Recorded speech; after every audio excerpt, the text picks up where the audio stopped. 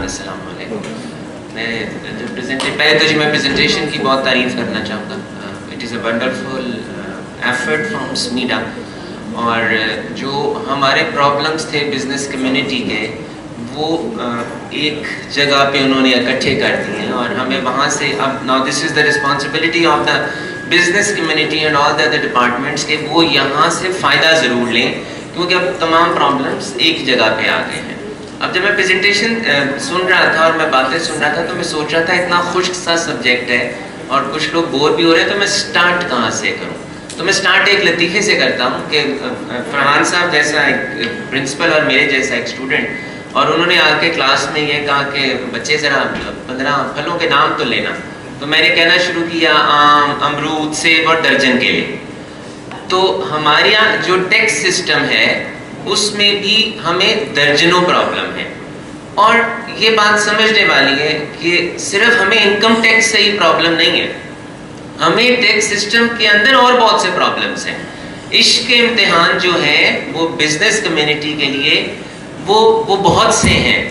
اب کرنٹ اگر ہم یہ دیکھیں کہ کرنٹ جو سب سے بڑا ہمارا مسئلہ ہے وہ ڈیویلویشن کا ہے اور اس ڈیویلویشن کی وجہ سے تمام پرابلمس رائز ہو رہے ہیں. ہمارا انٹرسٹ ریٹ, ہمارا انفلیشن, ہر چیز آؤٹ آف کنٹرول ہوتی جا رہی ہے اگر صرف ہمارے ڈیویلویشن کی وجہ سے. اب بات یہ ہے کہ ہمارے جو اکنامک چیلنجز ہیں اس میں ہم نے اپنی امپورٹس کو بند کر دیا. امپورٹس کا کنسرن کس کے ساتھ آیا؟ وہ بھی انڈسٹری کے ساتھ آیا, irrespective آف دا فیکٹ کہ کیا آپ اس کو ایس ایم ای میں کنسیڈر کرتے ہیں یا نہیں کرتے. جس کی 80 کروڑ تک کی بھی ٹرن اوور ہے وہ بھی ایس ایم ای میں سر آتا ہے اور میجورٹی ہمارے وہی ہیں. اب اگر آپ اس کی امپورٹ کو بند کر دیں گے تو جو آپ کے کنٹینرز پورٹ کے اوپر پڑے ہیں اس پر ڈیمیجز, ڈیٹینشن, ایکسٹرا چارجز جو دیے ہیں وہ کس نے دیے ہیں؟ کاربن کا ریٹ اگر آپ کا 21% ہے تو ہم نے تو بینک سے پیسہ لیا 24% پہ اور وہ ہماری جیب سے چلا گیا, ہم نے کمایا بھی کچھ نہیں. اینڈ دیٹ از سمپلی ہمارا وہ لاس ہے تمام بزنس کمیونٹی کا. اس کے بعد آپ کی بجلی, ہر چیز کی قیمت آپ کی بڑھ گئی ہے. میں فرحان صاحب آپ سے ایک سوال فلور کے سامنے اور آپ کی نیکسٹ اسٹڈیز کے لیے بھی رکھنا چاہوں گا کہ ہم ٹیکس نیٹ میں آنے سے نہیں ڈرتے. بات یہ ہے ہم گلاس کو آدھا بھرا ہوا دیکھتے ہیں, ڈپارٹمنٹ گلاس کو آدھا خالی دیکھتا ہے. جب ہم گلاس کو آدھا بھرا ہوا دیکھتے ہیں تو ہم اس کے مطابق اسٹریٹجی بناتے ہیں. جب آپ گلاس کو آدھا خالی دیکھتے ہیں تو آپ اس کے مطابق اسٹریٹجی بناتے ہیں. آپ کہتے ہیں کہ جو آدھا خالی رہ گیا ہے ہم نے اس کو بھرنا کیسے ہے؟ ہم کہتے ہیں بھائی ہم نے آدھا دے دیا ہے, اب آپ ہاتھ ہلکا رکھیں کیونکہ ہم نے تو آپ کو آدھا دے دیا ہے. اب ٹیکس بیس تب تک نہیں بڑھے گا جب تک آپ ایگزسٹنگ ٹیکس بیس کو فیسیلیٹیٹ نہیں کریں گے, آپ ان کو فوائد نہیں بتائیں گے.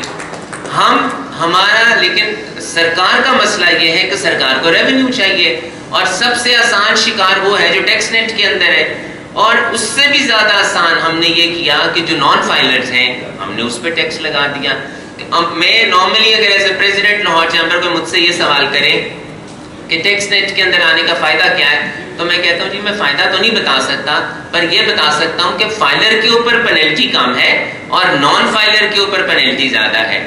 ہم اگر انکم ٹیکس کی بات کریں تو سر جہاں پر آپ کی ٹیم نے اتنے ایس آر اوز, اتنے سرکلرز گنوائے درجن کیلوں کی طرح, سر وہاں پر 114 سیکشن بھی ہے.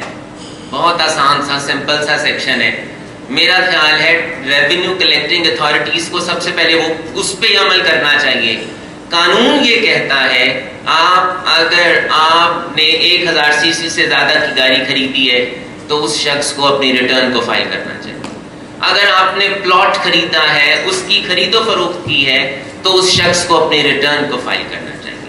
پچھلے سالوں میں اگر آپ نے کوئی بھی اپنی ریٹرن سبمٹ کرا رکھی تھی آپ کو اپنی ریٹرن کو سبمٹ کرانا چاہیے. آپ نے انکم ڈکلیئر کیا ہے آپ کو اپنی ریٹرن کو سبمٹ کرانا چاہیے.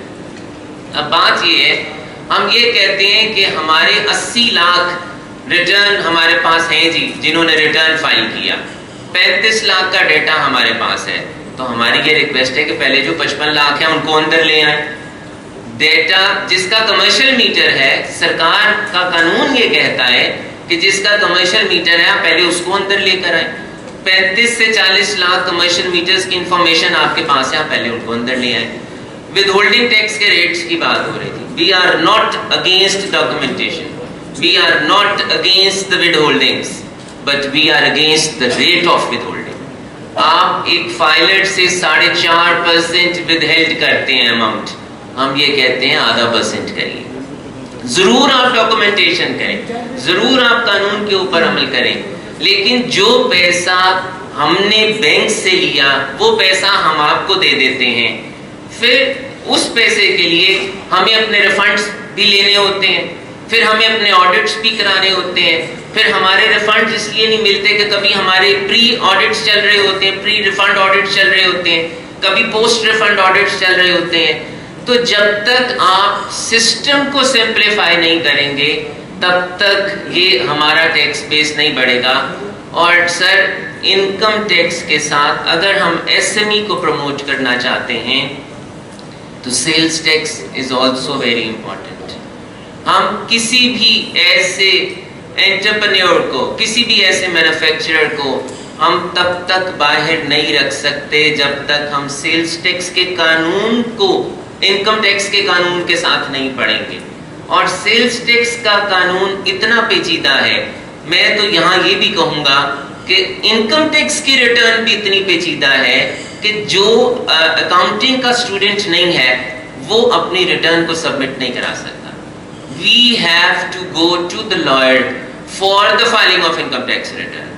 تو ہمیں اس پہ بھی اعتراض نہیں ہے, ہمیں اس پہ بھی اعتراض نہیں ہے کہ ہمیں لائر کے پاس جانا پڑتا ہے. ہم صرف یہ کہتے ہیں کہ آپ ہمیں یہ بتائیے کہ آپ ہمیں فائدہ کیا دیتے ہیں.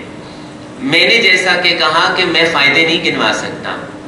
اب جہاں تک آپ یہ بات کر رہے تھے کہ ہماری انکم ٹیکس کی ود ہولڈنگز ہیں, ہمارے انکم ٹیکس کے ہی بہت سے ایسے ہیں کہ آپ نے منیمم ٹیکس میں آنا ہے, آپ نے فائنل ٹیکس میں آنا ہے, آپ کے ود ہولڈنگ ٹیکسز کتنے ہیں. تو ہمیں اپنی رجیمز کو سر اگر ہم ڈاکومنٹ کرنا چاہتے ہیں, اگر ہم ٹیکس بیس کو بڑھانا چاہتے ہیں, مجھے پتہ ہے یہاں جو ریونیو کلیکٹنگ اتھارٹیز والے ہیں شاید انہیں میری باتیں اچھی نہ لگ رہی ہوں, لیکن یہ باتیں ہمارے لیے مسائل ہیں.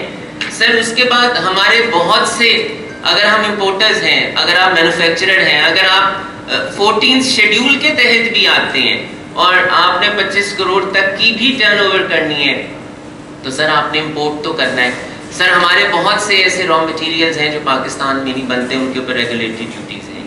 سر ہم ان ریگولیٹری ڈیوٹیز کیا کریں. سر ہمیں صرف ٹیکس کی کلیکشن کے لیے ان کے اوپر additional customs duties, regulatory duties بڑھا دی جاتی ہیں. پھر جو ایک بہت بڑا سیکٹر ہے, ہم نے ایسے میں بھی یہ ڈیفائن بھی کرنا ہے کہ اگر اسٹیٹ بینک آپ کا یہ کہتا ہے کہ ان کو 80 کروڑ کی ٹرن اوور تک لے کر جانا ہے, تو F B R, state bank, ہمارے تمام ڈپارٹمنٹس کو ایک فگر کو آئیڈینٹیفائی کرنا ہوگا, ایس ایم ای کی ڈیفینیشن کو آئیڈینٹیفائی کرنا ہوگا کہ ایس ایم ایز کہاں تک ہیں. اور یہ بات ہمیں ماننی ہوگی کہ ایس ایم ای ہماری بیک بون ہے. اگر ہم ان کو فیسیلیٹیٹ نہیں کریں گے ایس ایم ای کو تو ہمارا کوئی سیکٹر بھی نہیں چلے گا. اور میں ابھی سر کے ساتھ, عاصم سعید صاحب کے ساتھ بات کر رہا تھا, میں نے کہا جی ہم منسٹری آف کامرس کو تو جانتے ہی نہیں, ہم جانتے منسٹری آف فائنانس کو ہیں, ہم اسٹیٹ بینک کے کنسرنز کو نہیں جانتے, کیونکہ ایک جو انڈسٹریلسٹ ہے, ایک جو ریٹیلر ہے, ایک جو انٹرپرینور ہے, اس کے زیادہ مسائل جو ہیں وہ منسٹری آف فائنانس کے ساتھ ہے, وہ ٹیکس کے معاملات میں ہی رہتا ہے. پھر ہمارے اتنے کنسرنز ہیں, اگر قانون یہ کہتا ہے کہ اگر ایک ہیڈ میں آپ کا ایکسپینس 2.5 لاکھ روپے تک ہو گیا ہے تو آپ نے اس کا ایکسپینس کیش نہیں کرنا, آپ نے وہ سارے کا سارا بینک کے تھرو کرنا ہے. 25,000 روپے اگر آپ کا سیلری آپ نے دینی ہے تو آپ نے 25,000 روپے کی سیلری کیش میں نہیں دینی, آپ نے وہ وایا بینک دینی ہے.